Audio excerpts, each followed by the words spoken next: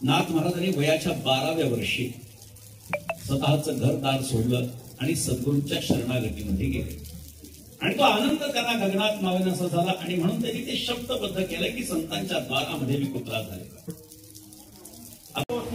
कृष्ण किमद्भुतम हृदयाद्यति निर्यासी पौरुषं गणयामि ते. तुझा हात माझ्या हातातून सोडून घेतला यात काय मोठेपणा आहे. माझ्या हृदयातून बाहेर जाऊन दाखवतो तुला.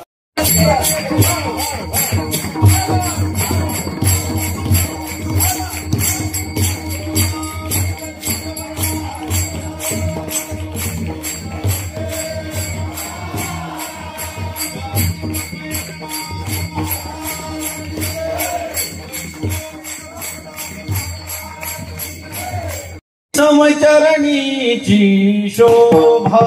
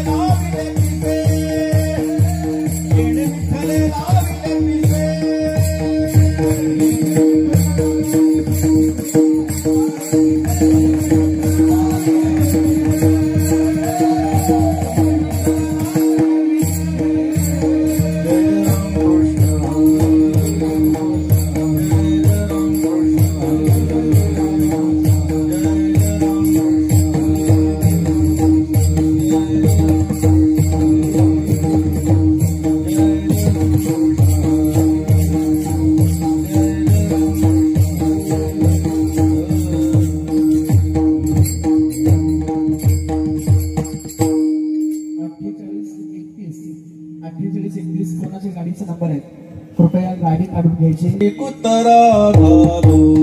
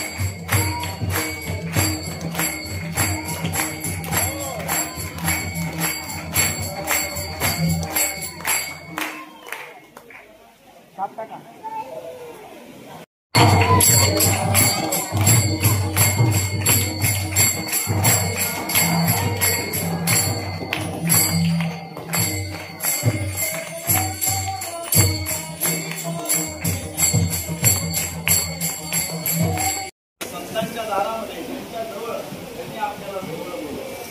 म्हणून साक्षात्कार साक्षात्कार दुसरा काहीच नसतो. याला साक्षात्कार म्हणतात.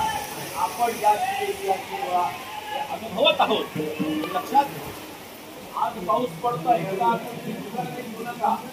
हे संतांची आणि देवाचे आशीर्वादच त्या पावसाच्या रूपाने वर्षत आहे आपल्या गावावरती. म्हणून नाग मारवाचा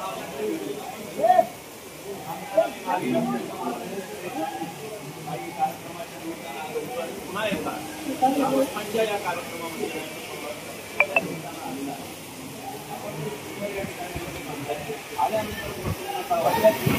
मंदिर म्हणजे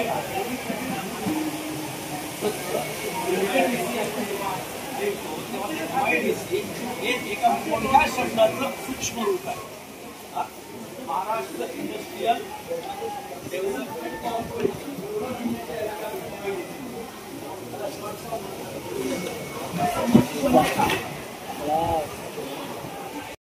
स्वतः भगवंत आहे.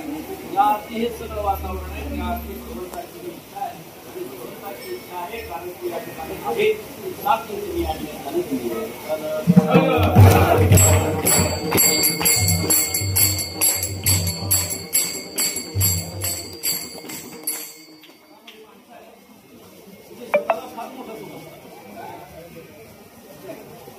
छोट्या छोट्या गोष्टींचा अहंकार माझ्याकडे हे पद आहे, माझ्याकडे एवढा पैसा आहे, माझ्याकडे एवढं ज्ञान आहे, माझ्याकडे एवढी कला आहे. माणसं कशाचा अभिमान बाळगतो? कोणाला सत्तेचा अहंकार, कोणाला संपत्तीचा अहंकार, कोणाला कलेचा अहंकार, कोणाला ज्ञानाचा अहंकार, कोणाला रूपाचा अहंकार. मला कशाचाच अहंकार नाही. काही जणांना याचा याद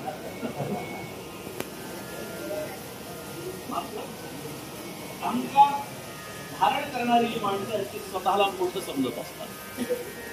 स्वतःला मोठं समजण्याच्या कालखंडामध्ये संत महात्मे स्वतःला एवढ्या नम्र भावानं भगवंताच्या आणि संतांच्या दारामध्ये म्हणतात. त्यांची भावना आहे वडोलीला हिनतये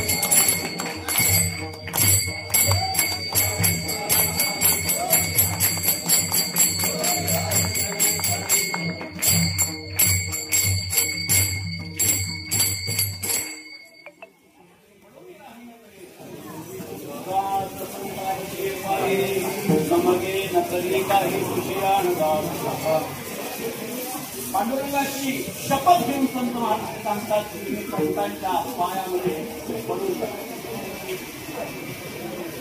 त्या संतांच्या एकेका अभंगावर कीर्तनकार हजारो रुपये जमा करतात. या संतांच्या अभंगावर कीर्तनकार हजारो रुपये जमा करतात. ते संत म्हणतायत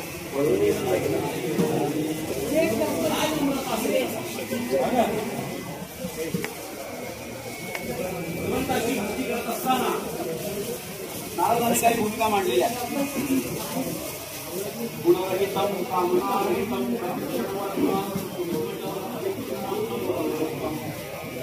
परमात्म्याची भक्ती ही गुणरहित असावी, कामनारहित असावी, प्रत्येक क्षणवर्धमानम क्षणाक्षणाला वाढणारी असावी. ताटातूट होण्याचा कितीही तरी मोठा प्रसंग आला तरी जो भक्त आपल्या देवापासून दूर जात नाही तो विच्छिन्न होत नाही. आणि त्यामुळे स्वतःकडे कोणत्याही प्रकारचा अहंकार न बाळगता संत महात्मे हे संतांच्या आणि भगवंताच्या चरणापाशी डोळण घालत असतात. त्यामुळे अशी अनेक प्रमाण आपल्याला देता येते की संतांची नम्रता काय.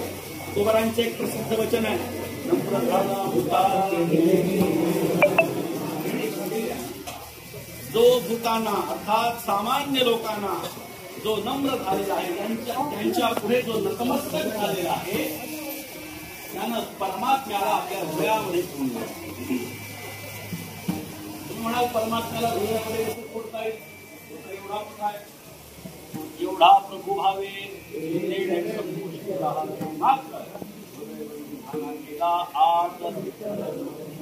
आम्ही भाळले वळवंत अनेक प्रमाणात देता येतील की तो परमात्मा फक्त हृदयामध्ये राहतो. मात्र संत महात्म्यांचा अधिकार काय आहे? परमात्मा येऊन बसू शकतो, त्याच्या मनानं मात्र जाऊ शकत नाही त्यांच्या स्वतःच्या. याच्याकडे कर्तुम अकर्तुम अन्यथा कर्तुम शक्य आहे. तो परमात्मा स्वतःच्या मनानं संतांच्या हृदयात अंतःकरणात येऊन बसू शकतो, मात्र जाण्याची ताकद त्याच्याकडे नाही. मंगलाची दोन्ही डोळ्याने अंध आणि त्या देवमंगलाने आपला विचार केला, असा विचार केला की आता आपलं जीवन संपत आलं, आपण मरायला भेटलो. त्या भगवंताचे आपण उपासक आहोत. त्या भगवान श्रीकृष्णाच्या वृंदावनामध्ये शेवट जाऊन यावं, म्हणजे तिथे जरी आपल्याला मरण आलं तरी काय हरकत निघाले. अरण्यातून रस्ता होता, शेती काट्या कुपाट्यातून रस्ता होता. एक विहीर शेती त्याच्या भोवती होतं, काही बांधकाम झाडं उगवलेले होते, मात्र ती खोल अशी ती विहीर होती. त्या दिशेनं ते निघाले. मातेचं लक्ष गेलं, भगवंताला सांगितलं, लक्ष्मी मातेला सांगितलं, देवा तुझा भक्त तुझ्याकडे येतोय, पण त्याचा रस्ता बघ, 20 फुटावर आला, 20 फुटानंतर तो विहिरीत पडणार आहे. 20 फूट लांब आहे, 10 फुटावर आला, आईसाहेबांचा जीव तगमग होऊ लागला. महाराज देवा 10 फुटावर आला, अरे लांब आहे अजून, 5 फुटावर अजून लांब आहे, 2 फुटावर आला पडेल, अरे लांब आहे अजून. बिल्वमंगलाचा उपाय पडणार एवढ्याच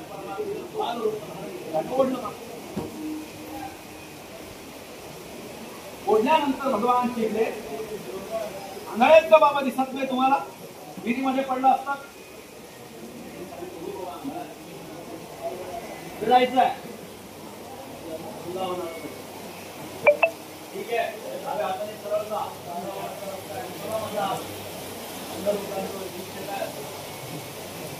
ते आपला हात कोणाला धरू देत ते दुसऱ्याचा हात. बिल्वमंगलाने भगवंताचा हात पकडला आणि विचारलं कोण आहेस तू? भगवंतानं उत्तर दिलं कृष्ण आहे मागून. ते काय करतोय? काही करण्यासाठी एवढ्या निबिड अरण्यामध्ये काही करण्यासाठी कोणी येत असतं का? म्हणजे खरं सांग कोण आहेस? कारण बिल्वमंगलाला तो स्पर्श जाणवला होता की हा स्पर्श साधारण व्यक्तीचा नाहीये.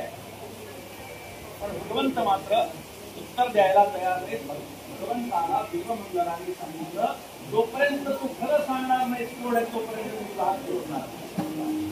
आता भगवंत शिकले विनयक्त मदत करा ते करा आणि पुन्हा हात पकडून ठेवा. थोडा माझा हात ओढण्याचा प्रयत्न करू लागले. देव आणि बिल्वमंगल हात उघडायला तयार नाही. गटापटी खाली जोरात मारला. भगवंताने हात सोडून घेतला. देव हसू लागले. कसा सोडवला हात? हसू लागले. बिल्वमंगल हसू लागले. आता एखाद्या व्यक्तीला एखाद्या गोष्टीचा आनंद झाला की समोरच्यावर मात करून मी जिंकलो म्हणून हास्य आहे. पण समोरची व्यक्ती जर का हास्य करत असेल हसत असेल तर याला प्रश्न पडतो की तो का हसला? तो तर हारलेला. भगवंताने विचारलं मी जिंकलोय मी हसू शकतो तू का हसतोय? तुला बिल्वमंगलाने सांगितलं तुला असं वाटतं तुला ओळखलं नाही कृष्ण आहेस ना तू? भगवंताने सांगितलं आता खरं सांगतो हो म्हणजे मी कृष्ण आहे. आणि सांगितलं त्याचा हात सोडून घेतला. भगवंत कुतूहल सांगू लागले. बिल्वमंगलाने सांगितलं तुला एकच वाक्य सांगितलं हस्तमुच्चप्यातोसी बलात् कृष्ण किमद्भुतम् हृदयाद्यति निर्यासी पौरुषं गणयामि ते. अरे कृष्णा तू तुझा हात माझ्या हातातून सोडून घेतला यात काय मोठेपणा आहे? अरे माझ्या हृदयातून बाहेर जाऊन दाखवशील तरी तुला अंतर्ग मानले.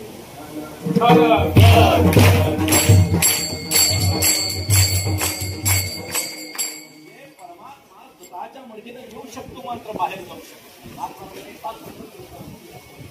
जो शिष्टकाष्ट सोये गोरी तो कोवळ्या कमळा माधारी भ्रमर गुंतला प्रीतीवरी केसर माधारी भंगा असतो. त्याची ताकद नाथ महाराजांनी सांगितली की तो कोरडं लाकूड व्यवस्थितपणे कोरून आरपार नेहमी जाऊ शकतो एवढे त्याच्या सोंडेमध्ये ताकद असते. मात्र तो जेव्हा कमळावरती बसतो आणि आमोद ग्रहण करत असतो त्यावेळी संध्याकाळ होते. ते कमळ हळूहळू दिसायला लागते. मात्र तो आता विचार करतो अजून थोडं मला जायला जागा किती लागते एवढ्याच्या जागी निघून जाईन मी. मात्र त्याचं एवढी आसक्ती त्याचं एवढं प्रेम त्या कमळावर असतं की तो ते रसपान करत बसतो आणि करता करता करता पूर्ण कमळ भरतो. काय करायला पाहिजे? आता काय करायला पाहिजे? जो कोरडं लाकूड करू शकतो तो कोरे पानं करू शकत नाही का? मात्र तो विचार करतो काही हरकत नाही तुझ्या जेव्हा कमळ मिळेल तेव्हा मी बाहेर. मात्र कमळ उभेपर्यंत ते मरून जातो. तो हुंडा तो मरून जातो. पण मेल्यानंतर जेव्हा ते कमळ उगवतं तेव्हा त्या कमळाच्या परागावरती इतक्या अलगद पद्धतीनं बसलेला असतो. नाथ महाराज म्हणतात केसर माघारी दमवलेली. ते केसर त्या काड्या सुद्धा तो दमू देत नाही स्वतःच्या वजनानं.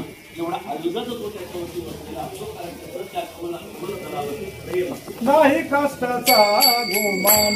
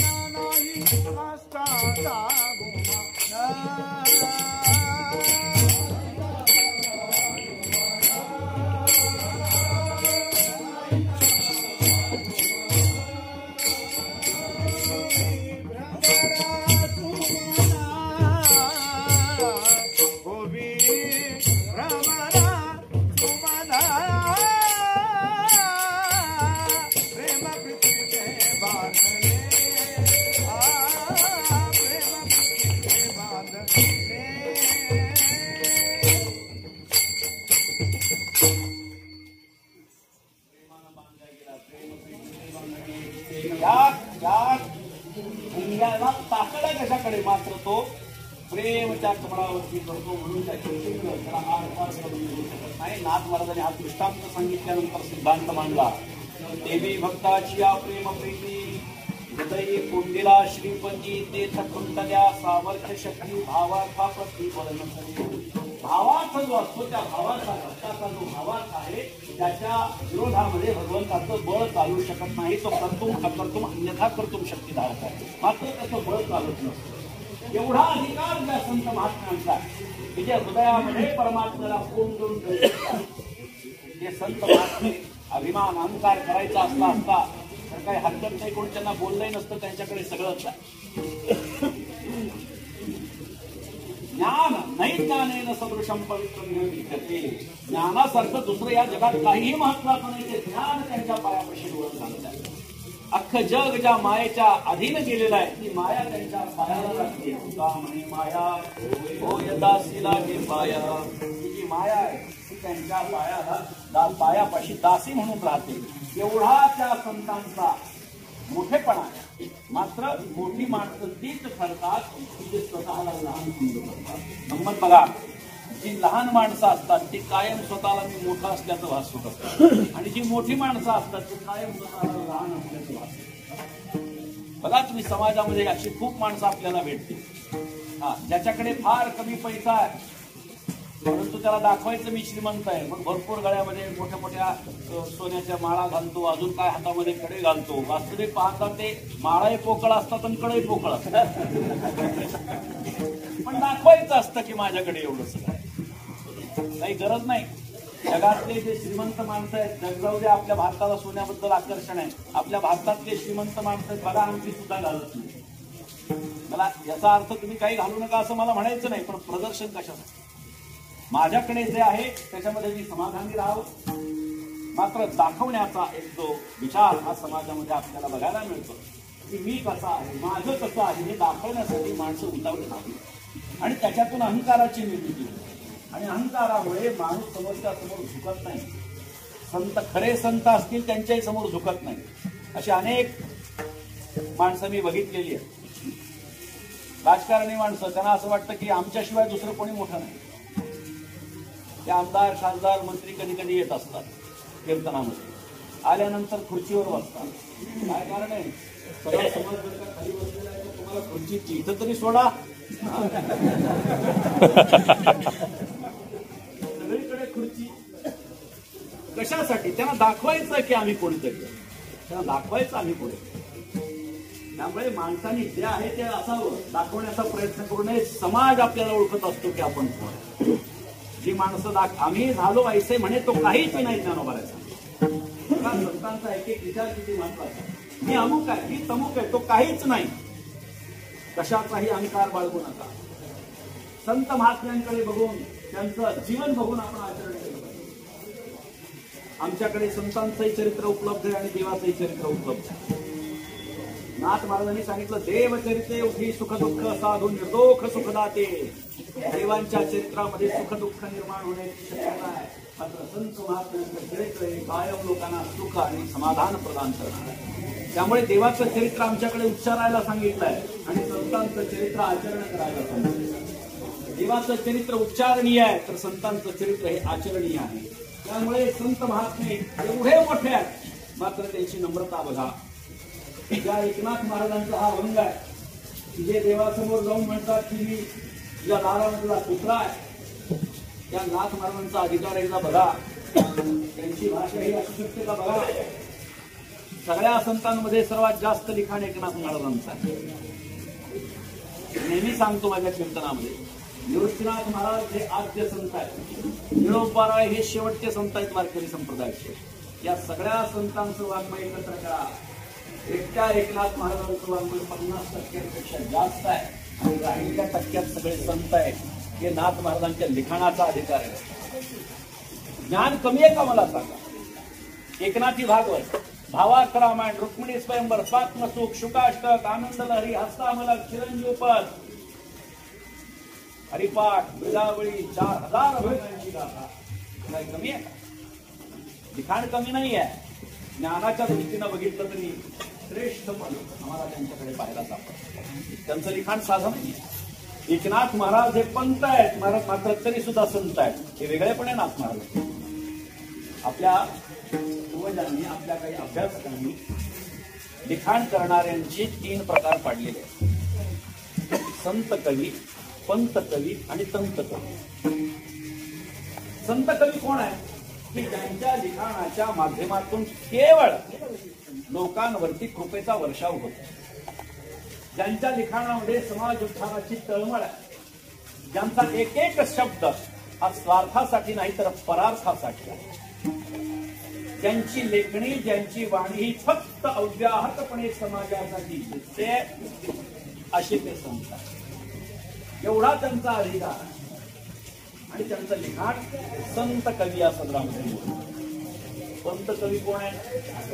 ज्यांच्या लिखाणामध्ये समाजाच्या उद्धाराची कळवळ किंवा तळमळ काही फार विशेषत्वाने जाणत नाही, मात्र ज्यांचं लिखाण पांडित्यपूर्ण आहे.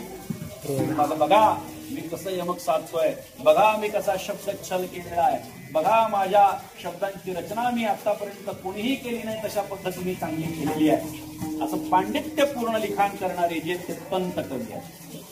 संत कवीपेक्षा पंत कवी जरा कमी आहेत. ज्ञानी असतील, लिखाण वेगवेगळ्या पद्धतीचं केलं असेल, शब्द छल केला असेल, मात्र संत कवी एवढं महत्व त्यांच्या लिखाणाला प्राप्त झालेलं नाही. संत कवी नंतर पंत कवी आणि त्याच्यानंतर तंत कवी. आता तुम्ही म्हणाले तंत कवी काय म्हणते? ऐका ना, समाजासाठी ज्यांची लेखणी झिजती आहे ना, त्यांच्या लिखाणातून कोणतं पांडित्याचं प्रदर्शन होतंय. पांडित्याचं प्रदर्शन का होत नाही? त्यांची इच्छा आहे म्हणून का नाही? त्यांना पांडित्यच नाही तर प्रदर्शन कशाचं काय? समाजाच्या उद्धाराचा कळवळा नाही, पांडित्यपूर्ण अर्थात शब्द लालित्य त्यांच्याकडे नाही. टला ट, फला फ जोडायचं, यमक जोडायचं, झालं, असं ज्यांचं लिखाण आहे. उदाहरणार्थ कादंबऱ्या. सूर्यनारायण प्रगटला होता, निळ्या आभाळामध्ये लख प्रकाश पडला होता. काय फायदा आम्हाला याचा? आम्हाला फायदा काय या लिखाणाचा? काही फायदा नाही. संत तरी आम्हाला मार्गदर्शन करतात, पंतांच्या मधून आम्हाला ज्ञानामध्ये आमच्या भर पडते. पंतांच्या लिखाणातून या संतांचं काय? काही आम्हाला त्याचा उपयोग नाही. असे 3 लेखनाचे प्रकार हे आपल्या अभ्यासकांनी करून ठेवले आणि त्याच्यामध्ये मी एक भर टाकली. हे अशी भर टाकली: संत कवी, पंत कवी, तंत कवी आणि चौथे दंत कवी. मी भर टाकली बरं का. आता हे दंत कवी म्हणजे काय? ज्यांच्या लिखाणानं न समाजाचा उद्धार होतो, न त्यांच्याकडे पांडित्य आहे, न यांच्यासारखा कल्पना विलास आहे दंत कवींसारखा, मात्र ज्यांची वाणी, ज्यांची लेखणी ही फक्त समाजामध्ये विभागणी व्हावी याच्यासाठी दिसते, ते आहे संत कवी.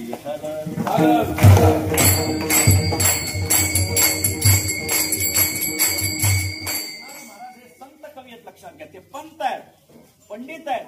त्यांनी ठरवलं असतं तर त्यांनी उच्च दर्जाचं संस्कृत लिखाण करू शकले असते, केलं असतं. मात्र तुमच्या आमच्यासाठी उडते हे गळवळा किंवा अज्ञानी लावावे सन्मार्गाची या भूमिकेवर संत महात्मे येतात. म्हणून लिखाणाच्या दृष्टीने विचार केला, नाथ महाराजांचा ऐश्वर्य मोठा. श्रीमंतीच्या दृष्टीने विचार केला, नाथ महाराजांचा ऐश्वर्य मोठा. मी अनेक कीर्तनामध्ये नाथ महाराजांची श्रीमंती सांगितली, पुन्हा तेच गोष्ट आपल्याला सांगून वेळ आपला घेत नाही. नाथ महाराजांची अगदी थोडक्यात मात्र सांगतो की नाथ महाराजांची श्रीमंती काय आहे. रोज शेकडो लोक नाथ महाराजांच्याकडे जेवण करायचे. रोज कोणीही यावं, नाथ महाराजांच्या वाड्यात मुक्काम करावा, खावं प्यावं, जितके दिवस वाटेल तितके दिवस राहायचं आणि निघून जायचं. कशाचीही कमतरता नाही.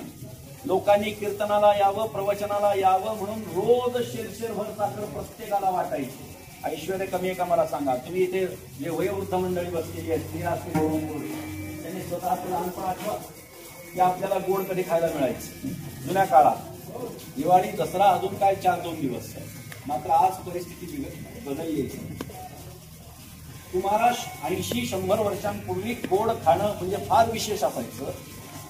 450 वर्षापूर्वी गोड किती महत्वाचं असेल विचार करा. आणि रोज जर कोणी किलो साखर तुम्हाला फुकट देऊ लागलं का, तर कीर्तनाला यावं म्हणून. नाथ महाराज एवढे ऐश्वर्य.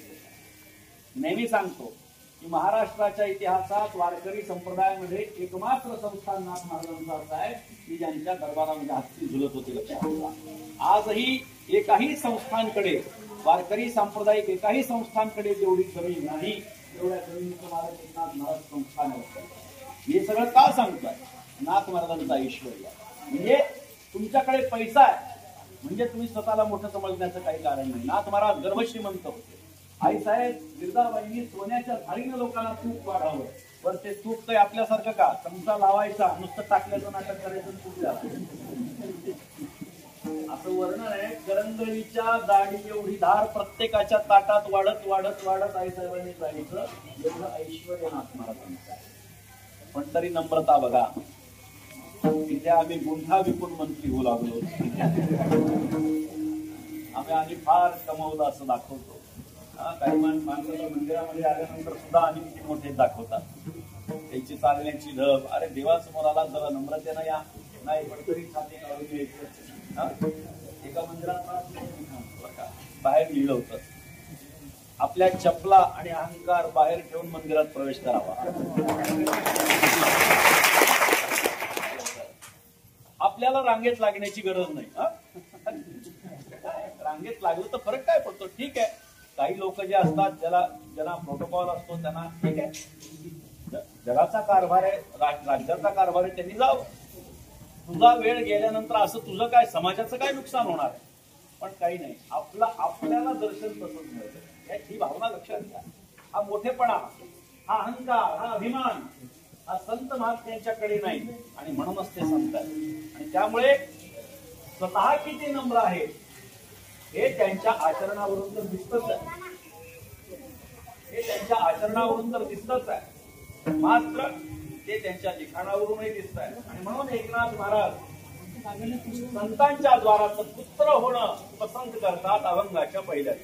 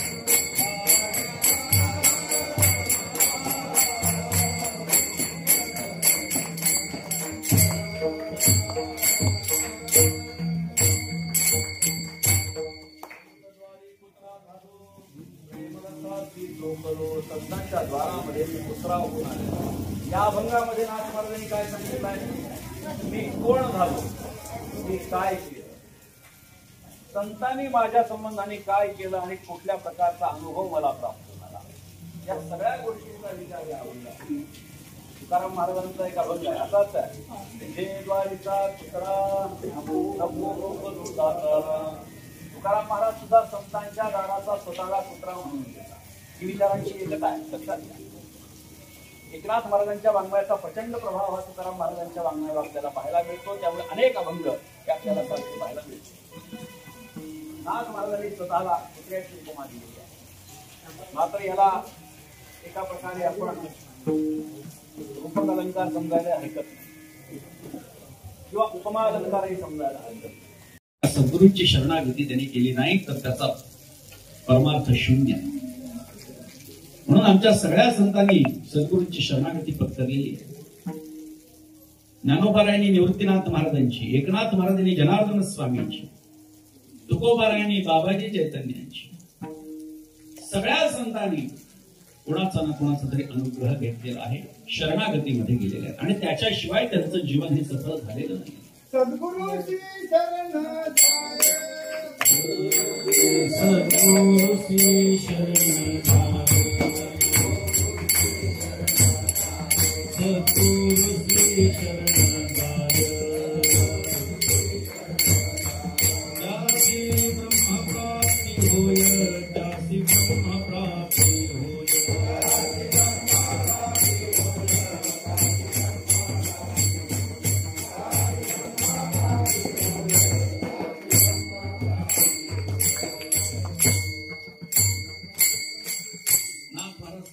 सद्गुरु श्री शरण जाय, त्यासी ब्रह्म प्राप्ती होय. ब्रह्माची प्राप्ती करून घ्यायची असेल तर संतांना शरण गेलं पाहिजे. म्हणून एकनाथ महाराज जनार्दन स्वामींच्या शरणागतीमध्ये गेले. नाथ महाराजांनी सांगितलंय संतांच्या द्वाराचा मी दाराचा कुत्रा झालो. लक्षात, परमार्थामध्ये दाराचं फार महत्व आहे.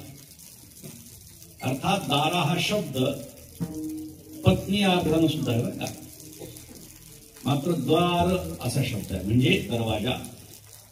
संतांच्या दरवाजामध्ये चौकटीपर्यंत उंबऱ्यापर्यंत असा अर्थ घ्यायला हरकत नाही.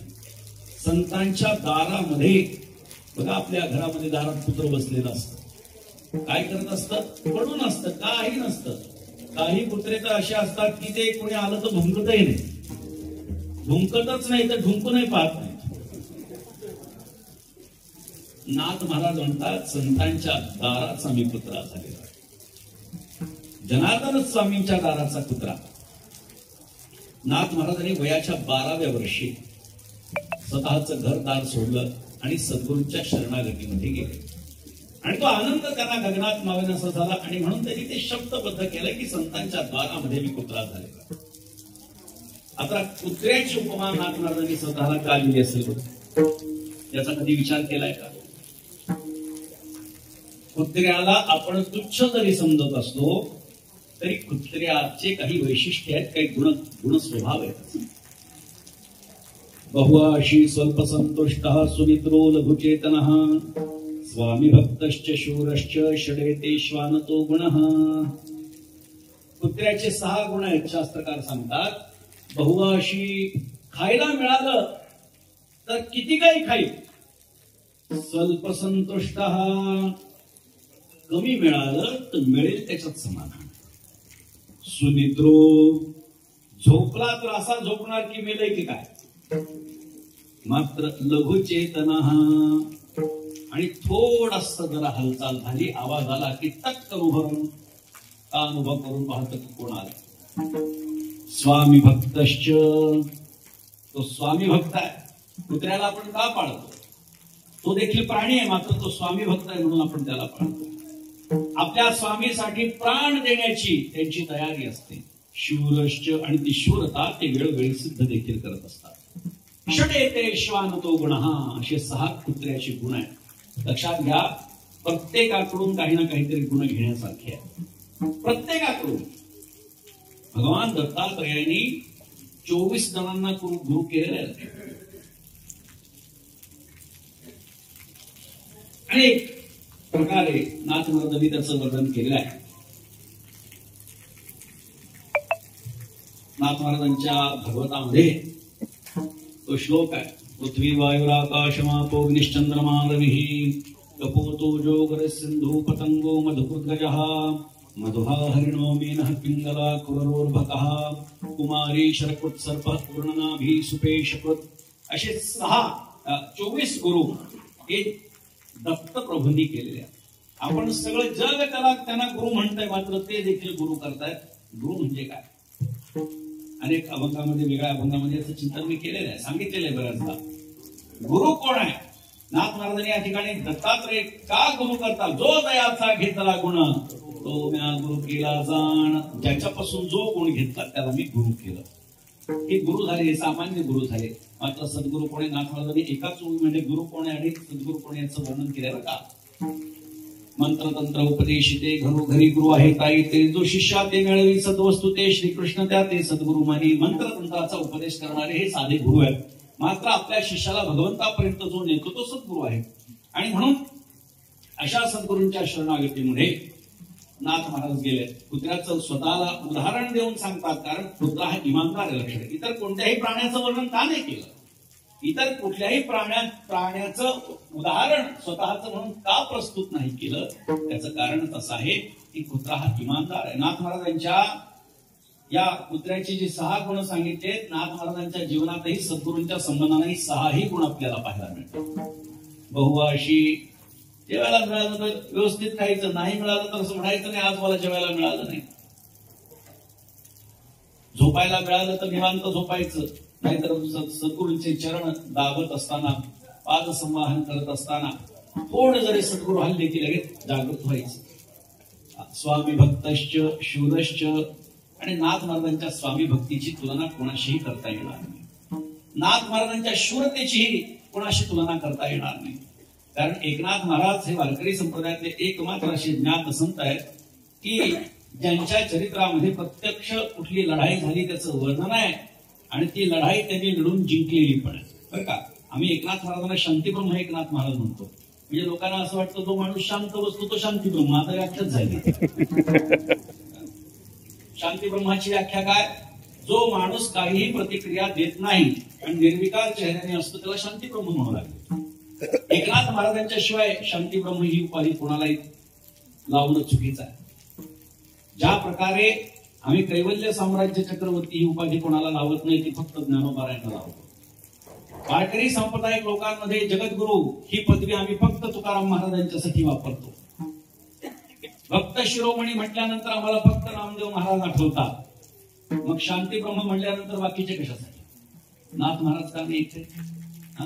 मात्र झालंय असं की कोणी काही बोलत नाही म्हणून कोणीही काहीही लिहू लागले। एकाने महाराज माझ्या नावासमोर शांतीब्रह्म लिहिलं, पत्रिका पाठवली, त्याला असं वाटलं आनंदित होईल मी, कारण शांतीब्रह्म एकनाथ महाराजांचे वंशज शांतीब्रह्म योगीराज महाराज। त्यांना म्हटलं हे काढून टाका, ना आमच्या नावासमोर शांतीब्रह्म लावा ना दुसऱ्यांच्या नावासमोर लावा। शांतीब्रह्म ही उपाधी केवळ एकनाथ महाराजांच्यासाठी असो। नाथ महाराजांची जी सेवा आहे सद्गुरूंच्या प्रती, आणि म्हणून नाथ महाराजांनी या अभंगामध्ये सांगितलं, संतद्वारी कुत्रा झालो। सेवा कोणाची करायची? शरणागत कोणाला जायची? शरणागती कोणाची पत्करायची? जीवानं कधी जडाला शरण जायचं नाही, जीवाने कधी जीवाला शरण जायचं नाही, जीवाने ईश्वराला शरण गेलं पाहिजे। आणि संत म्हणजे ईश्वरच आहे। देवते संत निमित्त त्या प्रतिमा। जडाला कधी जीवानं शरण जायचं नाही, दगडाला शरण जायचं नाही, ज्या गोष्टीमध्ये काही हालचालच नाही अशाला शरण जाण्यात काय अर्थ आहे? पण जीवाला शरण गेलं फायदा काय नाही, झालं तर नुकसान आहे। आणि म्हणून जीवानं ईश्वराला शरण गेलं पाहिजे। शरणागता देवा राखे, शरणागता देवा राखे।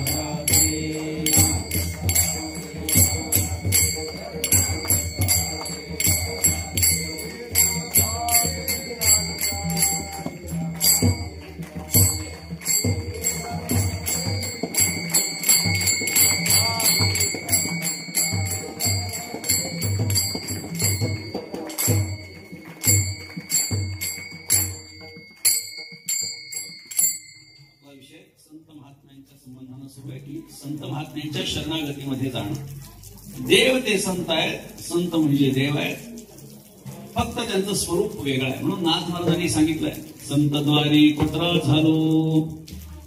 आणि तिथे गेल्यानंतर ज्यांच्या दारामध्ये बसतो त्यांनी मला खूप प्रेम लावलं। मी आपल्याला सांगत होतो की दाराचं महत्व खूप आहे।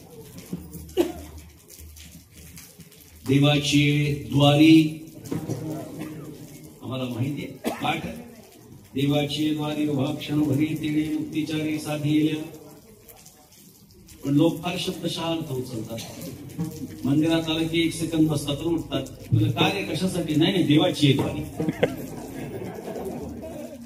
कोणत्या शब्दाचा कधी काय अर्थ घ्यायचा हे समजून घेतलं पाहिजे. प्रत्येक वेळी शब्दशः अर्थ घ्यायचा नसतो. कधी कधी लक्षार्थ सुद्धा महत्वाचा असतो. हरिप्राप्तीचे उपाय धरावे संतांचे ते पाय. म्हणजे काय धरून बसायचे का? संतांचे पाय धरून बसायचे असं आत्माने धरावे संतांचे ते पाय. याचा अर्थ तनु म्हणून जीवे चरणाचे लागावे, अधर्वता करावे. पण आम्हाला कळत नाही. आम्ही शब्द उचलतो आणि त्याचा अर्थ काढतो. भगवंतापर्यंत पोचणं, संतांपर्यंत पोचणं सोपं नाहीये. भावार्थ रामायणामध्ये सप्तद्वारांचं चिंतन नाथ महाराजांनी केलं. दशरथ राजाने जेव्हा विचार केला की रामाला गादीवरती बसवावं, घरच्या सगळ्यांना सांगितलं. कैकेयीचं डोकं फिरलं आणि तिने सांगितलं रामाला वनवास आणि भरताला रामराज्य, अयोध्येचं राज्य. दशरथ राजानं सांगितलं मी रामाला हे सांगूच शकत नाही. मग त्यांनी दूत पाठवला, सुमंत प्रधान. राजाच्या नंतर कोणाचं ऐश्वर्य असेल तर ते पंतप्रधानाचं असतं. आता सुमंत प्रधान, आता ते प्रभू रामचंद्र तो काळ त्रेतायुगातला, प्रत्येकाचे स्वतंत्र राजवाडे. प्रभू रामचंद्राच्या राजवाड्यामध्ये जाऊन सुमंताने हा निरोप देणं अपेक्षित आहे. रथावर बसले सुमंत, सगळा अंगरक्षक वगैरे सगळे घेऊन गेले. पण पहिल्या दारामध्ये रथाचा त्याग करावा लागला. लक्षात घ्या, नाथ महाराजांनी फार सुंदर चिंतन मांडलंय. देवापर्यंत पोचणं सोपं नाहीये. पहिल्या दारात रथाचा त्याग. दुसरा दार आलं की अंगरक्षक बाजूला. तिसरं दार आलं अस्त्रशस्त्र बाजूला. चौथं दार आलं चप्पल बाजूला. पाचवं दार आलं अलंकार बाजूला. आणि 6व्या द्वारातून अहंकार बाजूला ठेवून परमात्म्यापर्यंत सुमंत प्रधान पोचला. असं सुंदर रूपक नाथ महाराजांनी रचलेलं आहे. म्हणजे सप्तद्वाराची ही जी संकल्पना नाथ महाराजांनी मांडली किती दिव्य आहे. लक्षात घ्या, भगवंतापर्यंत जायचं तर ऐश्वर्यासह जायचं नाही. ही सामान्य आहे ही भूमिका त्या ठिकाणी अपेक्षित आहे. म्हणून एकेका गोष्टीचा त्याग करायचा. अर्थात नाथ महाराजांनी कशाचा त्याग करायचा आणि काय घ्यायचं हे सुद्धा सांगितलेलं आहे. मुळात चिंतन मला एकेका गोष्टीचा त्याग करायचा आणि एक एक जसं श्रवण, मनन, चिंतन, ध्यासन या एक एक गोष्टी. म्हणजे रथ सोडला की श्रवण घ्या. नाथ महाराज म्हणतात एक गोष्ट सोडा आणि एक गोष्ट घ्या. म्हणजे व्यवहारातली गोष्ट सोडा आणि परमार्थाची गोष्ट जोडा. या भूमिकेतून तो सुमंत प्रधान आत गेला आणि प्रभू रामचंद्राला निरोप दिला. माझा दृष्टांत संपला. नाथ महाराजांनी ही दाराची जी भूमिका सांगितलेली आहे ती अत्यंत महत्वाची आहे. आणि म्हणून दाराचं महत्व, द्वाराचं महत्व हे आपल्या वाङ्मयामध्ये अनेक ठिकाणी पाहायला सापडतं. म्हणून नाथ महाराजांनी संतांच्या द्वाराचा कुत्रा पुढे पसंत केलं. लक्षात ठेवा, श्रीमंतांच्या दाराचं नाही, इतर कुणाच्या दाराचं नाही, संतांच्या द्वाराचं पुत्र होणं पसंत केलं. काही माणसं कुणाच्याही घरामध्ये पडून असतात तर का काही किंमत नसते. अतिपरिचयात अवज्ञा संतत गमनात अनाथ रोग होती मलय भिल्ल पुरंदरी चंदन कर्काष्ट विंधनम कुरुते. अशी अवस्था होऊन जात असते. अतिपरिचयात अवज्ञा. लोक आम्हाला बोलवतात, कीर्तनकारांना बोलवतात. आल्यानंतर मग ते फुलांच्या पाय घड्या टाकणार, मग आल्यानंतर पाय धुणार, त्याच्यानंतर ओवाळणार, नंतर खायला प्यायला भरपूर देणार. महाराज जेवण करा, तुम्हाला काय पाहिजे ते सांगा, आम्ही सगळं करतो. सगळं सगळं सगळं मग सत्कार करणार, जे जे जे काही करायचं ते करणार. दुसऱ्यांदा महाराज आले, फुलं गायब, ओवाळायचं ना आत बोलवायचं, फराळ. तिसऱ्यांदा आले, ओवाळणे गायब, चहा घ्याल का? कशामुळे? अतिपरिचयात अवज्ञा. संतत गमनात सातत्यानं जाण्यामुळे अनादर होत असतो. संतत गमनात अनादरो भवती. जी गोष्ट आम्हाला सातत्यानं कायम उपलब्ध असते त्याची किंमत समाज ठेवत नाही. दृष्टांत दिला, मलयगिरी पर्वत हा सगळा चंदनाच्या झाडांनी व्याप्त आहे. त्याच्यावरती सगळी झाडं ही चंदनाची आहे. मग तिथे राहणारी जी भिल्ल स्त्री आहे ती काय करते? चंदनाचं लाकूड किती महाग आहे. एवढा जर का गाभा घ्यायचा असेल तर हजारो रुपये किंमत द्यावी लागते. काय बाबा तुम्ही आता एवढं माळ घातली माळवाले बाबाच म्हणतो आम्ही. लाकडाची किंमत काय? तुळशीची माळ घ्यायला गेली तर महाग आहे, चंदनाची किती महाग आहे. एवढं लाकूड गाभा जर घेतला तर हजारो रुपये द्यावे लागतात. मात्र ती स्त्री काय करते, चंदनाचं लाकूड सहज उपलब्ध असल्यामुळे चंदनम तरुकाष्ठम इंधनम कुरते, पाणी तापवायला आंघोळीचं त्या लाकडाचा वापर करते. अतिपरिचय झाला की किंमत कमी होते. म्हणून कुणाच्या दारामध्ये जायचं, संतांच्या दारात. त्याने आम्हाला ओळख नाही दिली तरी पडून राहील तरी ठाई, तिथे पडून राहायचं. ते जेव्हा आपल्यावरती कृपा करतील आम्ही आमचा भार त्यांच्यावरती घालून मोकळं झालेलो आहोत. आता त्यांनी बघायचं आमचा उद्धार कसा करायचा. न्यायशास्त्रामध्ये अनेक न्याय आलेले आहेत. त्यापैकी एक प्रसिद्ध प्रमाणामध्ये आपल्याला जो न्याय मिळतो तो लाभला हा देह का टाळी न्याय. न्याय म्हणजे काय? न्याय काय असतो, त्या एका न्यायाच्या पाठीमागे एक छोटी छोटी कथा असते आणि त्या कथेतून तो न्याय काय आहे हे मांडला जातो. काग टाळी न्याय म्हणजे काय? कावळा आणि टाळी. आता तुम्हाला प्रत्यक्ष हे कळणार नाही की कावळा आणि टाळी याचा काय न्याय असतो. ती कथा समजली तर न्याय कळतो, पण तो आता न्याय सांगायचं काही कारण नाही. मला दोन वेगळे न्याय आपल्याला सांगायचे. एक आहे मरकट शिशु न्याय आणि दुसरा आहे मार्जार शिशु न्याय. मरकट म्हणजे काय? शिशु म्हणजे काय? पिल्लू, बरोबर. माकडाच्या पिल्लाचा न्याय. मार्जार म्हणजे काय? मांजर. शिशु म्हणजे काय? पिल्लू, म्हणजे मांजरीच्या पिल्लाचा न्याय. ऐका, मरकट शिशु न्याय म्हणजे काय? माकडी जी असते ती आपल्या पिल्लाला असं पकडून उड्या मारते का पिल्लू आपल्या आईला पकडतं? पिल्लू काय करतं? आपल्या आईला असे घट्ट मिठी मारतं. कधीतरी ती सहाय्य करते, हात लावते, पण जर पिल्लू पडलं तर ती आईची जिम्मेदारी नाहीये, ती पिल्लाची जिम्मेदारी आहे. तू घट्ट पकड, पडलास तर तू जिम्मेदार आहेस. मध्ये मध्ये मी सहकार्य करते, मात्र प्रत्येक वेळी मी हात लावणार नाही. मरकट शिशु न्याय. मार्जार शिशु न्याय. मांजर जेव्हा विते तेव्हा तिला काय 3-4 पिल्लं होतात. मग ती एका ठिकाणी ठेवते का? बोक्याच्या भीतीने ती काय करते? 7 घरं बदलते असं ऐकलंय मी, मोजले नाही. तुमच्यापैकी कोणी मोजले असतील तर मला सांगा, म्हणजे तिथून पुढे कीर्तनात सांगेल की नाही अनुभव लोकांना ते 7 घरं बदलते. पण अनेक घरं बदलते, बरोबर. ती पिल्लाला कडेवर घेते आणि घेऊन जाते, बरोबर ना. म्हणजे जागेत का बघितलं म्हटलं, अंधाराचा गैरफायदा घेणारे बरेच. ज्या दातानं ती उंदराला मारून खाते त्याच दातानं ती आपल्या पिल्लाला एका ठिकाणाहून दुसऱ्या ठिकाणी, दुसऱ्या ठिकाणाहून तिसऱ्या ठिकाणी नेते.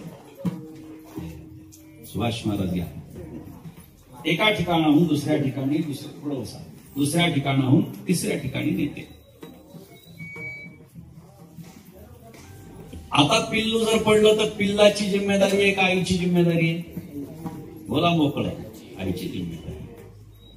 याला म्हणतात मार्जार शिशु न्याय. मग तुम्ही म्हणाले आता इथं कसं सांगण्याचं काय कारण आहे? स्वतःच्या मर्जीनं परमार्थ करणं म्हणजे मरकट शिशु न्याय आणि संतांवरती भार घालून टाकणं म्हणजे मार्जार शिशु न्याय. स्वतःच्या मर्जीनं परमार्थ केला, पडला, पतन झालं तर जिम्मेदारी तुमची आहे. पण मांजरीच्या पिल्लासारखं सर्वस्व स्वाधीन आपल्या मातेच्या चरणी करून टाकायचं. तारीशी तारी नसता मारी. पडलो तरी तुझ्यामुळे, माझा संबंध नाही, आणि पार गेलो तरी सुद्धा तुझ्यामुळे. याला म्हणतात मार्जार शिशु न्याय. घालोनिया भार राहिलो निश्चिंती, निरविले संती विठोबासी. तुकोबराय सांगतात त्या पद्धतीनं आपला सर्वस्व भार संतांच्या चरणावरती, भगवंताच्या चरणावरती घालायचा. ही भूमिका ही वेगळी आहे. पूर्ण सर्वस्व भार याला मार्जार शिशु न्याय म्हणा. आणि म्हणून नाथ मला संतांच्या दारात गेले, संतद्वारी कुत्रा झालो, प्रेम रसासी सोकलो. संतांनी मला प्रेम दिलं आणि त्या प्रेमाची एवढी अपेक्षा की मला तिथून निघावंसं वाटेल.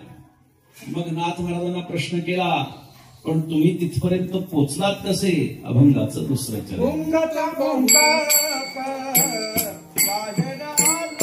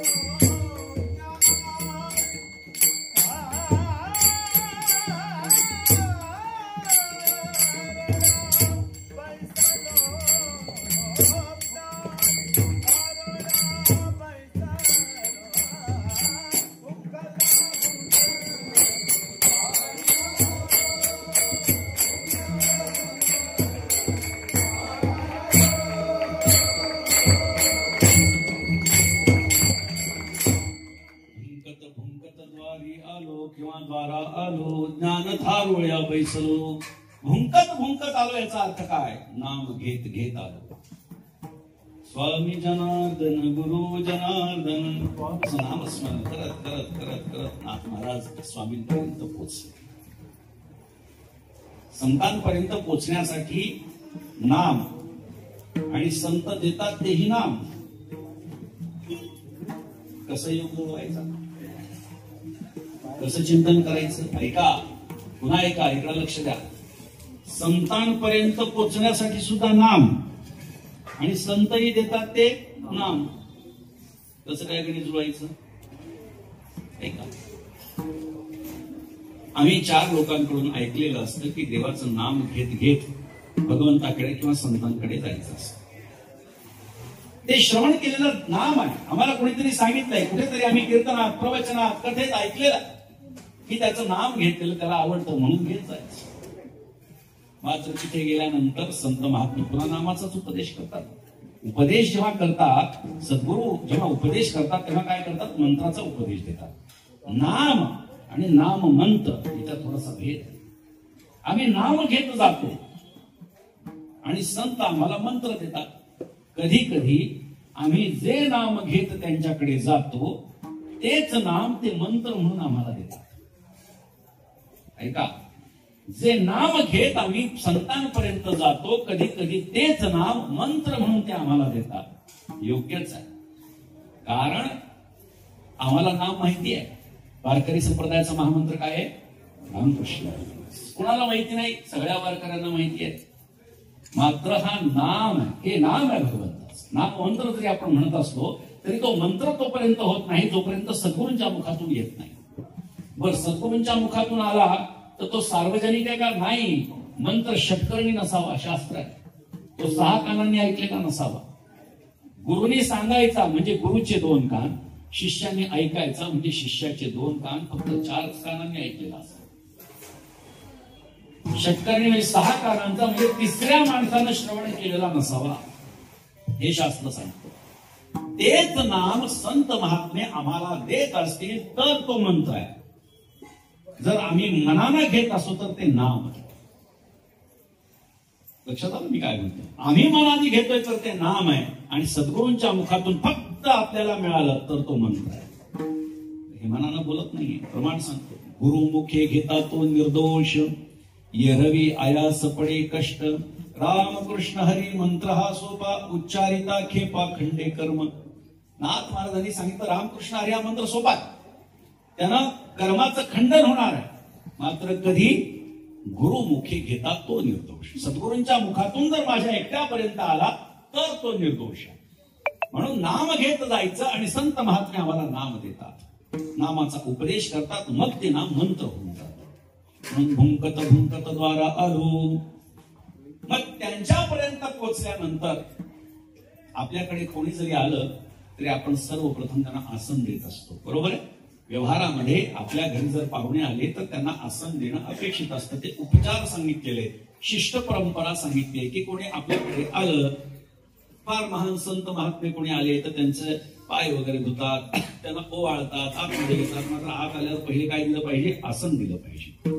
तुकोबारांकडे जेव्हा परमात्मा आले, पाहुणे घरासी आजी आले ऋषिकेशी, तुकोबारांनी पहिलं लक्ष कशाकडे दिलं? भगवंताला. बसू कुठे, काय करू उपचार, की चर्चा. लक्षात आलं? म्हणजे कोपेचा विचार प्रथम केला, म्हणजे आसनाचा विचार प्रथम केला. म्हणून पहिले आपल्याकडे कोणी जर आलं तर त्यांना आसन द्यावं. अर्थात कोण येतं याच्यावरती सुद्धा आपण कशा पद्धतीनं वागावं हे सुद्धा काही व्यवहार आपल्याला शिकवतात. मोठी माणसं जेव्हा आपल्याकडे येत असतात तेव्हा आपण आपल्या आसनावर बसायचं आणि त्यांना येऊन बसू द्यायचं असं नसतं. त्यांना उत्थापन द्यायचं असतं, उठून आपण आदर व्यक्त करायचा असतो. पण हे कोणाच्याकडून घडतं? जी खरी मोठी माणसं असतात ती अशी वागत असतात. जी खरी मोठी माणसं असतात ती अशी वागत असतात. जे स्वतःला मोठं समजत असतात ती खरी मोठी नसतात. मग त्यांना असं वाटतं मी बसून बाकीच्यांनी यावं आणि जावं. ही मोठी माणसं कधीच नसतात. म्हणून या ठिकाणी आसन देणं, पूर्वीच्या काळामध्ये असा स्त्रीचा हात असायचा, हात जोडलेला, त्या हातात बांगड्या वगैरे असायच्या. आता त्या बांगड्या गेल्या, हातही गेले, घरात ते हात दिसत नाही. आता कोणी आपल्याकडे आलं तर पहिले एक छिद्र आहे, त्यातून बघितलं जातं कोण आहे. नंतर एक कडी असते अर्धवट, जी दार पूर्ण उघडू देत नाही, फक्त विचारते कोण पाहिजे. आणि मग वाटलं तर आतमध्ये, वाटलं तर आसन. मात्र हा अपमान आहे आपल्याकडे आलेल्या अतिथीच्या. पण अर्थात लोक सुद्धा असे की जे आपल्या चांगलपणाचा गैरफायदा घेतात. सोशल मीडियामध्ये आपण पाहतो, कोणीतरी पाणी प्यायला मागतं, कोणीतरी उदाहरण करणार भाऊ कोणतरी दिसतंय पाणी देतं, रिकामा ग्लास घेत असताना दार उघडायचं, आत घुसायचं, लुटून निघून जायचं. मग अशा वेळी साहजिक आहे की माणसं घरामध्ये कोणाला येऊ देत नाही. मात्र हा शिष्टाचार आहे, हा शिष्ट परंपरा आहे की आपल्याकडे कोणी आलं तर आपण त्यांना आसन दिलं पाहिजे. संत सुद्धा ती गोष्ट पाळतात, लक्षात ठेवा. पुत्र जरी आलं तरी त्याला पहिले आसन दिलाय. ज्ञान थारोळ्या बैसलो, ज्ञानाच्या आसनावरती त्यांनी मला बसवून ठेवलाय. म्हणजे जे आसन आहे ते साधारण नाही. आपण कुत्र्याला बाहेर काहीतरी पोतं वगैरे टाकतो त्याच्यावरती ते बसतं, मग थंडी असो ऊन असो काय असेल त्याच्यासाठी ठेवतो. मात्र संत महात्म्यांनी नाथ महाराज म्हणतात मला जे आसन प्रदान केलंय ते ज्ञानाचं आसन आहे. ज्ञानाच्या आसनावरती मी आरूढ झालेलो आहे. ज्ञान थारोळ्या बैसलो. बरं, मी आपल्याला सांगितलं की कोण झालो? पहिल्या चरणात. कसा आलो? दुसऱ्या चरणात. संतांनी काय केलं? उत्तरार्धामध्ये. तिसऱ्या चरणामध्ये काय सांगतात की त्यांनी माझी अवस्था काय केली. मी कशासाठी आलो? नाथ महाराजांनी सांगितलं कशासाठी? पुत्रा भूंकत आला हिता, संती हात ठेवला माथा. पुत्रा स्वतःच्या हितासाठी संतांकडे गेला. माणसाला स्वतःचं हित कशात आहे हे पण कळालं पाहिजे. आपण जे करतो त्याच्यात आपलं हित आहे असं नाही. संत महात्मे ज्याच्यात हित आहे असं सांगतात त्याच्यात आपलं खरं हित आहे. पुत्रा भुंकत आला हिता, स्वतःचं हित बघून तो पुत्रा भुंकत आला. आणि संतांनी काय केलं? संती हात ठेविला माथा. संतांनी डोक्यावरती हात ठेवला. संतांची कृपा करण्याची काही पद्धती आहे, त्यापैकी डोक्यावरती हात ठेवणं ही एक पद्धत आहे. कृपा कटाक्षे निहाळिले, आपुले पदी बैसविले. कृपा कटाक्षानं बघायचं, ज्ञानोबा राय सांगतात, आणि आपल्या पदावरती त्यांना बसून टाकायचं. नाथ महाराजांच्या जीवनात ही सगळी प्रसंग आपण पाहू शकतो. डोक्यावर हात ठेवूनही एखाद्याचा उद्धार झालेला पाहू शकतो, आणि कृपा कटाक्षानं बघितल्यानंतरही उद्धार झाल्याचा पण पाहू शकतो. जनार्दन स्वामींच्याकडे जेव्हा एकनाथ महाराज गेले, वयाच्या 12व्या वर्षी गेले, आणि साधारणतः 20-22 वर्षाची होईपर्यंत जनार्दन स्वामींच्या सेवेत होते. एकनाथ महाराज असे एकमात्र संत आहेत वारकरी संप्रदायातले की ज्यांनी प्रत्यक्ष सद्गुरूंच्या कडे जाऊन सद्गुरूंची सेवा केली आहे. 12 वर्ष एकमात्र संत आहेत. आता नाथ आपण काही गोष्टी ऐकल्या असतील की एका अधिल्याची चूक शोधण्यासाठी नाथ महाराजांनी रात्रभर प्रयत्न केले आणि गुरुचा नुकसान होऊ नये म्हणून देवळाच्या जवळचा मंदिरातला नंदा दीपापाशी त्यांनी हिशोब केला. एक कथा आपण ऐकली असेल. हिशोब असेल सगळ्या गोष्टी या नाथ महाराजांना माहिती होत्या. आता जी काही जुनी माणसं असतात बरं का, गंमत आहे का, एखादा माणूस जर का मागून येऊन आपल्यापेक्षा मोठ्या माणसाच्या जवळ झाला तर बाकीच्यांच्या मनात ईर्ष्या निर्माण होत असते. त्याला असं वाटतं मी इतक्या वर्षांपासून हा आता आला आणि काना मागून आला आणि तिखट झाला.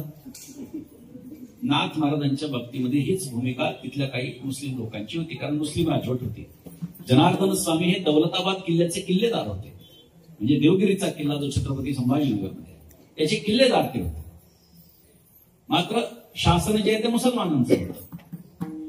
जनार्दन स्वामींनी त्यांच्या अभंगामध्ये ही खंत देखील व्यक्त केलेली आहे की मी मुसलमानांची चाकरी केली पण मला ते वाईट वाटलं, असं सुद्धा त्यांनी त्याच्यामध्ये लिहिलं. मग त्या लोकांनी काय केलं, ब्राह्मणाची एक स्त्री होती जी गर्भवती होती, त्या स्त्रीला आपल्या गटात सामील करून घेतलं आणि सांगितलं तुझ्या पोटातलं जे बाळ आहे ते एकनाथाचे एवढंच बोलायचं, बाकी काहीच नाही. मान्य केलं. स्वामींच्याकडे गेली आणि सांगितलं महाराज माझ्या पोटामध्ये जो गर्भ वाढतोय हा एकनाथाचा. 18-20 वर्ष वय असेल ना. सभा भरली, स्वामी आसनावरती विराजमान झाले, नाथ महाराजांना कटघऱ्यामध्ये उभं केलं आणि विचारलं स्वामींनी हिचा आरोप तुला मान्य आहे का? नाथ महाराजांनी सांगितलं मान्य असायचं काही कारणच नाही, या स्त्रीचा आणि माझा काही संबंधच नाही, पण ही तर आरोप करते की तिच्या पोटातला गर्भ हा तुझा आहे. नाथ महाराजांनी सांगितलं महाराज त्या अशा सगळ्या गोष्टी करण्यासाठी माझ्याकडे वेळ कुठे आहे? सेवेची आवडी आराम नाही अर्धघडी. तुम्ही उठण्याच्या आधी उठतो, तुमच्या प्रातर्विधीची सगळी तयारी करतो, दिवसभर तुमच्या सोबत असतो, तुम्ही झोपत असताना तुमचे पाय दाबतो आणि तुम्ही झोपल्यानंतर मला कधी झोप लागते कळत नाही, मात्र तुम्ही उठण्याच्या काही क्षणाआधी मी उठतो आणि पुन्हा सेवेला लागतो. माझ्याकडनं हे दुष्कृत्य कसं घडू शकेल सांगा तुम्ही? जनार्दन स्वामींनी सांगितलं हे तुझं म्हणणं सगळं मला माहिती आहे, पण मी इथं आज न्यायाधीशाच्या भूमिकेत आहे. मी तुझा गुरु नाहीये, मी न्यायाधीशाच्या भूमिकेत आहे. त्यामुळे न्यायाधीशाचं काम काय आहे? पुरावे असतील तर त्याची बाजू उचलायला हरकत नाही. तुझ्याकडे काही पुरावे असतील तर सांग. नाथ महाराजांनी सांगितलं माझ्याकडे तर प्रत्यक्षदर्शी असा कुठलाही पुरावा नाही. बाकीचे जे कटकारस्थान रचणारे होते ते आनंदित झाले, बस त्याने मान्य केलं की त्याच्याकडे काही पुरावे नाही. आनंदित झाले, सगळे एकमेकांकडे बघू लागले, हसू लागले. नाथ महाराजांना पुन्हा विचारलं काही नाही तुझ्याकडे? एखादाही पुरावा नाहीये? नाथ महाराजांनी सांगितलं एक पुरावा आहे. असं म्हणलं की घाबरले सगळे, एकमेकांकडे बघू लागले. प्रत्येक जणाने आपण नाही आपण नाही, म्हणजे आपल्यातलं फुटलं कोण? सगळ्यांना प्रश्न पडला. पुरावा आहे? हो. काय पुरावा आहे? माझ्यासाठी साक्ष देणारा एक आहे म्हणले महाराज. साक्ष देणारा एक आहे, द्यायला लाव म्हणजे साक्ष. कोण आहे?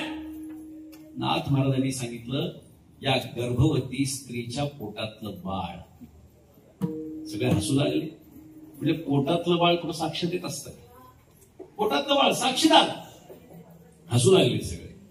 स्वामींनी सांगितलं हसू नका, या स्त्रीच्या पोटातला गर्भ साक्ष देईल. हो ठीक आहे, सादर कर म्हणले साक्ष. नाथ महाराजांनी कृपा दृष्टीनं त्या स्त्रीच्या पोटाकडे बघितलं, त्या गर्भाकडे बघितलं आणि विचारलं बाळा तुझ्या बापाचं नाव सांग. पोटातला गर्भ बोलला, एका मुसलमानाचं नाव त्यांनी घेतलं. निर्णय झाला, नाथ महाराज सुटले.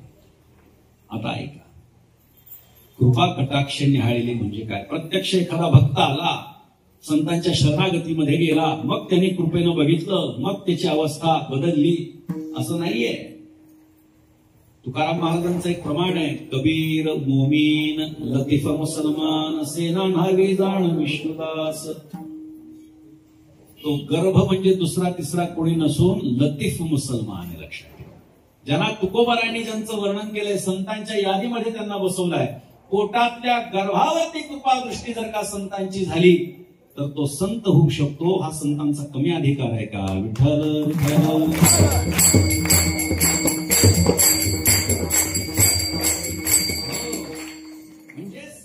महात्मे जे आहेत त्यांची भूमिकाच स्वतंत्र आहे. त्यांनी ज्याच्यावरती कृपा दृष्टी घातली तो संत होतो. त्यांनी ज्याच्या डोक्यावरती हात ठेवला तो संत होतो. गावांचं उदाहरण सगळ्यांना माहिती. डोक्यावरती हात ठेवला आणि मूढ अज्ञानी असा गावबा नाथ महाराजांचं भावार्थ रामायण लिहून पूर्ण करणारा एक लेखक झाला. की नाथ महाराजांची त्यांच्यावर कृपा नाही तर काय.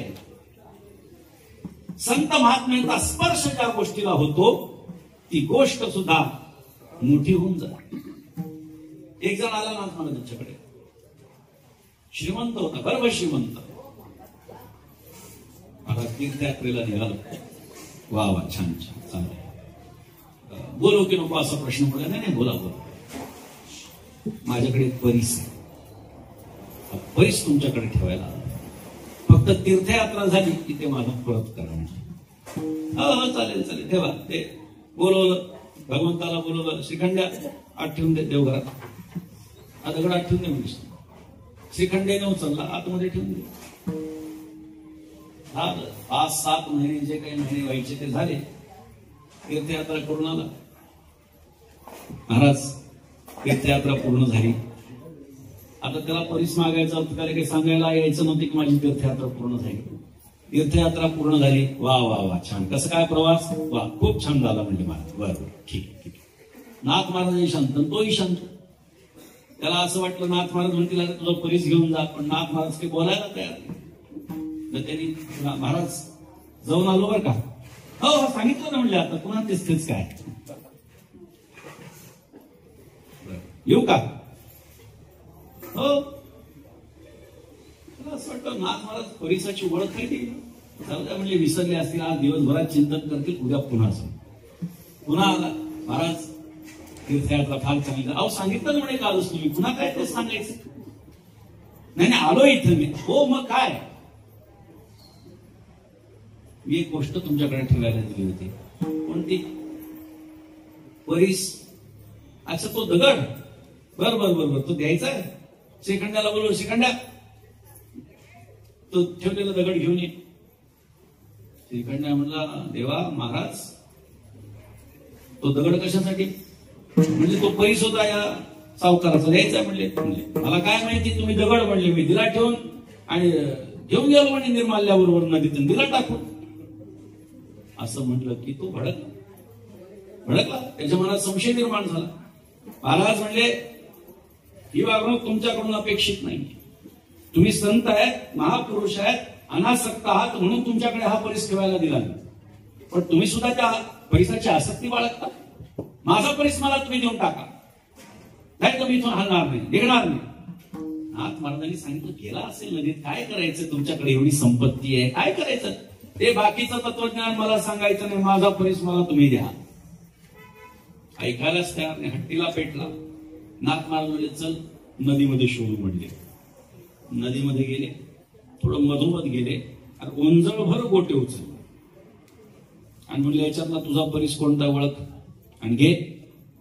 आता तो हुशार, तू का कुठला दगड उचलेल का. त्याच्याकडे लोखंडाचे गोळे होते. एक दगड घेतला, त्याला लोखंडाचा गोळा लागला, त्याचं सोनं झालं. त्याला वाटलं हा परीस आहे, बाकीचे दगड आहेत. पण ज्या अर्थी नाथ महाराज याच्यातला एक परीस उचल म्हणतात, त्या अर्थी बाकीचे परीस आहेत. दुसरा दगड घेऊन बघितला, त्याला लावलं, त्याचंही सोनं झालं. अरे बापरे. तरी त्यांनी विचार केला त्यातल्या त्यात मोठा घेऊ.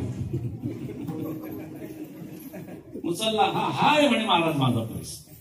नाथ महाराजांनी सांगितलं ठीक आहे ठेव, आणि बाकीचे दिले टाकून नदीमध्ये. त्यालाही आश्चर्य वाटलं की नाथ महाराजांच्याकडे एवढे परीस आले कुठून, बरं एवढे परीस तर तिचा वापर ते का करत नाहीत. संत अनासक्त आहे.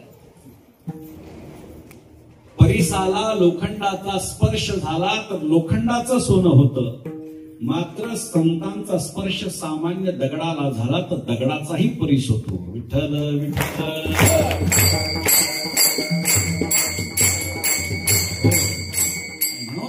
संत महात्म्यांचं एकंदरीत जर आपण जीवन बघितलं तर ते खूप प्रेरणादायी आहे.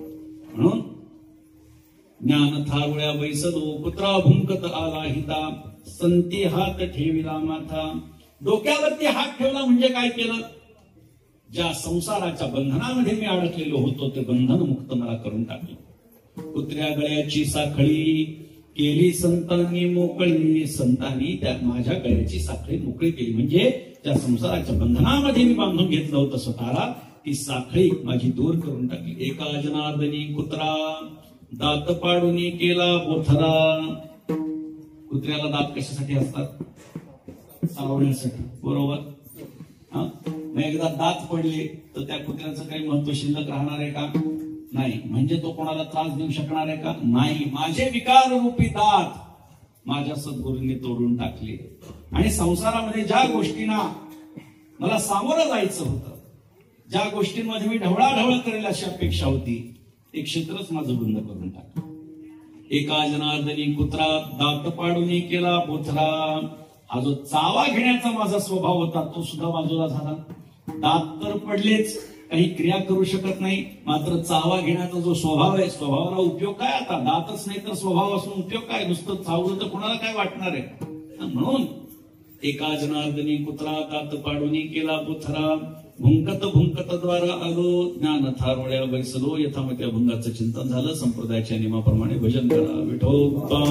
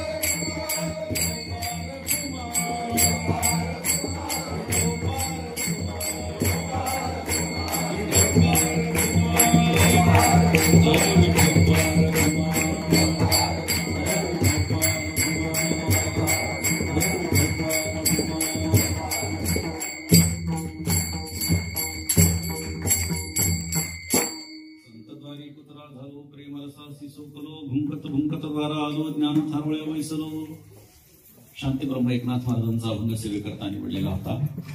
अभंगाचं यथामती चिंतन झालेलं आहे. आपली वेळ संपलेली आहे. तसंच पाऊस पडलेला आहे, त्याच्यामुळे थोडस वातावरण बाहेर वेगळं आहे, म्हणून जास्त वेळ आपला घेत नाही. आपण या ठिकाणी सुंदर अशी मंदिराची निर्मिती या ठिकाणी केलेली आहे. महाराजांनी मला सांगितलं की पंढरपूरला जागा सुद्धा घेतली आहे, इथे बांधकाम सुद्धा होणार आहे. निश्चितपणे जी कोणी दानशूर मंडळी त्यांचं कल्याण निश्चित आहे. कारण तुका म्हणे सत्य कर्मा व्हावे सहाय्य. सत्य कर्माला जेव्हा माणसं सहाय्य करतात तेव्हा त्यांचं कल्याण हे ठरलेलं असतं. त्यामुळे या परिसरामध्ये अत्यंत देखणं मंदिर आहे. म्हणजे एक एक गोष्ट खूप विचारपूर्वक केलेली आहे. विनाकारण मंदिर बांधायचं म्हणून बांधलेलं नाहीये. त्याच्यातली चित्र असतील, फरशा, सगळ्या गोष्टी अत्यंत सुंदर आहेत. बाहेरून सुद्धा मंदिर सुंदर दिसत आहे. आपल्याला सांगितलं जिथे मंगलमयता आहे, दिव्यता आहे, रम्यता आहे, त्याला मंदिर म्हणायचं. आता इथे बाजूला झाड वगैरे लावणं अपेक्षित आहे. नाथ महाराजांनी भागवतात सांगितलंय की मंदिर बांधणं झाल्याच्या नंतर परिसरामध्ये झाडं लावावी. नाथ महाराजांनी आपल्याला भागवतात सांगितलंय. त्याही पेक्षा महत्वाचं असं आहे की मूर्त्यांची प्राण प्रतिष्ठा झाल्यानंतर त्याच्या पूजेचीही जिम्मेदारी असते.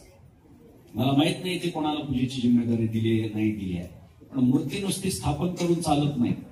नाथ महाराजांनी सांगितलं स्थापन करण्यासाठी ज्यांनी पुढाकार घेतलेला आहे त्यांचीच जिम्मेदारी आहे की रोज त्या ठिकाणी पूजा व्हावी, बरं का. आणि जर तसं झालं नाही तर पुण्य करू जाता जाता पाप घडणार. म्हणून हे जरा गांभीर्यानं लक्षात घ्या. मी जे बोलतोय ते गंभीरतेनं बोलतोय.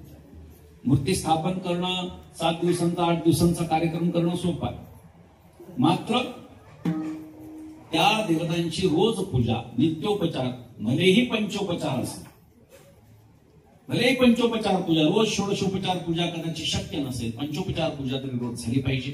आणि आपल्याला या ठिकाणी विठ्ठल रुक्मिणीचं, नारायण महाराजांचं, भगवान गणेशाचं मंदिर या ठिकाणी उपलब्ध आहे. आपण रोज ज्यांना जमेल त्यांनी दर्शनासाठी आलं पाहिजे.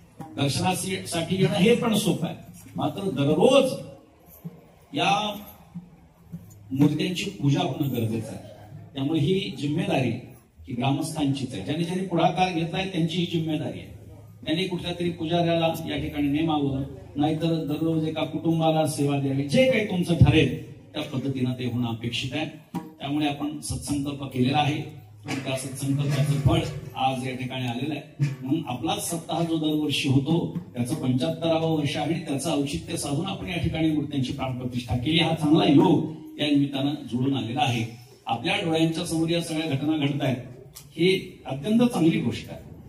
कारण आपण अशा काळाचे साक्षीदार आहोत जसं देश स्वतंत्र होताना ज्यांनी बघितला त्यांनी खूप काहीतरी चांगलं बघितलंय, त्यांच्या स्मरणात राहणार आहे.